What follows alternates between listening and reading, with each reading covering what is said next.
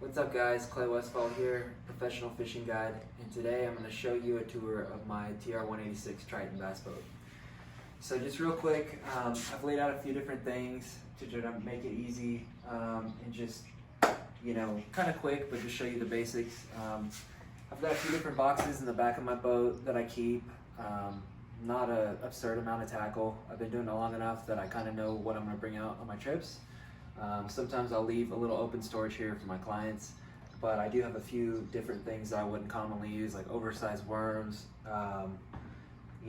mag flukes, stuff like that, that's not my go-to type baits. I have two different first aid kits, and I think it's super important to think about that. I've been, like I said, doing it quite a while, and things happen, whether you get hung up on something or just get cut, there's just a whole lot of things that can happen out there. So I keep two different first aid kits just because they both have different components in them. You never know what's going to happen.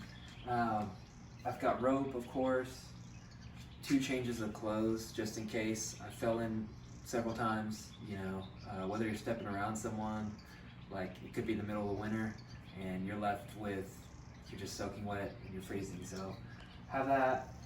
Super important to have tools. I really believe in that, and fix things on the fly. It doesn't ruin your day. It's not over with. Like, you can do small repairs in your trolling motor. There's just a few different things that you can do. You're not going to be able to be a boat mechanic on the water, but you have enough. So that kind of covers what I have in the back of my boat. Life jackets, of course. I just got these. I've always wanted these. These are the Onyx. Kind of the low profile style of life jacket, and so they have a CO2 cartridge in them, and it's super convenient. If it doesn't go off when you hit the water, which it typically does, you just pull on this little tab here and boom. So I leave it on pretty much all day since it is so lightweight and it's so low profile. It's pretty awesome. I always keep one for not only myself but my clients so that they can ride in style too. I have this H2O Express bag here. This is kind of like my go bag. For those who know what a go bag is, I just kind of keep all my essentials in here. A few different small tackle boxes. There's storage there for, like I said, tackle. I put sunscreen in there. Just really anything you could think of that you would need if a buddy called you and said, hey, come down for the weekend, we're gonna do some fishing. I don't want to have to dig through, as a fishing guide, every piece of equipment that I own and try to get that core element of tackle that I need. So this is super helpful. This is another thing that I've always wanted. It's got a couple rod holders on the side. It's pretty neat. As far as my electronics, I have two Helix 7 graphs. One of them is a side imaging graph, and I'm super comfortable and happy with my Humminbird products. I've kind of gotten to a level of mastery with them where I can just kind of click in and out and navigate super freely. Humminbird is super user-friendly, so I like that, and really had no complaints. Once you get it dialed in, it just changes the entire reality of your fishing trip. It's pretty awesome.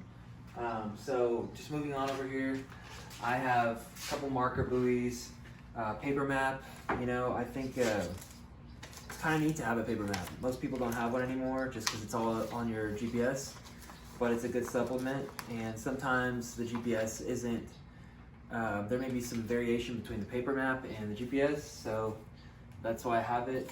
I do something really unique for my marker buoys. I put on a highly reflective tape on there that I got from Home Depot, and basically that lets me fish offshore at night. It's something I do a lot. Most people fish shallow, but if you're out deep, you can't really see a marker unless you got reflective tape. So that's key. A little bit more tackle up front. Like I said, I don't carry half of what I used to carry, just because I do so much pre-planning that I don't spend a whole lot of time, during the day, switching. I have a core amount of tackle to cover the scenarios that I think I'm going to be faced with based on my practice history. Keep a few other kind of neat little tools, pliers. These are almost like a wire cutter. I guess you call them dikes. And basically, these are a little rusted, but anytime like the fish swallows the hook or anything like that where I could just cut the hook off and pull it out, you know, from the other side, like it's part of like the conservation aspect of fishing that I really love and care about. A lot of people just like cut the line and say, oh, the hook's gonna rust out. I find that extremely hard to believe. And so I'm always super into bringing a pair of dikes or something that's gonna cut the shank, you know, the barb, not only the barb, but the shank, like just whatever I need it for, I guess. I have split ring pliers. This is like a hook remover that I used to think was kind of a joke, but it's actually really helpful. I use it quite a bit. I have a lighter on here because sometimes, like what I'll do is when I'm doing my wacky worm, I'll put my little nail weight in the end of the wacky worm, and I use this to just kind of burn the opening where I put the nail weight in, so it like melts the plastic over and it seals the nail weight inside the plastic. So like this is super helpful. Super glue is also a really good one. I keep chartreuse dye, like a lot of little like staple items that I think are necessary accessories. Headlamps, of course. I fish like a really lot at night, especially during like this time of year, which is summer. I feel like a lot of the bigger bites come at night. So these are key. I always keep fresh batteries. Once again, one for my client, one for myself, just like the life jackets. And the net, I think this is so important. This is not a traditional net. This is like the newer style that has like the rubberized type netting material. So it's not stripping the slime off the fish, and you're not introducing it to foreign microbials. And so it's really important to protect the slime coat of the fish. Thus this net, this is a Freybill net. And I always leave it extended. Believe it or not, it doesn't really get in the way, and I just leave it out on the deck of my boat. And so it's quick and easy. Like if someone catches a fish and they just say net, boom, there it is. You don't have to fiddle with the net, and that's just the professional way to do it, in my opinion. I've got a few rods. You know, I don't have 16 rods on my boat. I think that I like to keep everything really simple in fishing. I don't want to make it complicated. And kind of to piggyback off that, there's being organized, which clearly I'm pretty organized, but then there's taking it to another level that I see some people do.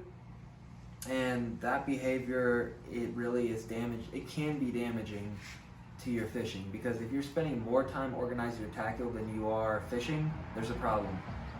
So you want to find like a happy medium. Early on when I was fishing, I was like a madman, and I had like lures all over the bottom of the boat. I had open boxes, like, you know, soft plastics partially open, thrown out everywhere, and I realized like you have to handle this like a business. And although it's, you know, kind of almost cliche because it is a business, like even if you're a tournament fishing guy or whatever, like these are your tools, and just like a doctor has his full layout of all his equipment and he knows where it is, that's how it needs to be. Like this is serious. So I realized that early on, and it's made a huge difference, but like I said, you can take it to an extreme, so be careful with that. But that pretty much does it. You know, there's not a whole lot here, but I know, like I said, where everything's at, and I'm really comfortable in this boat, and I've kind of made it mine. You know, I've been really fortunate, and I feel like it is set up just the way I like, so that my clients can have an exceptional time on the water. So with that being said, I appreciate you tuning in, and I invite you to check out some of my other videos. I have some great content, and we'll see you next time. Thanks.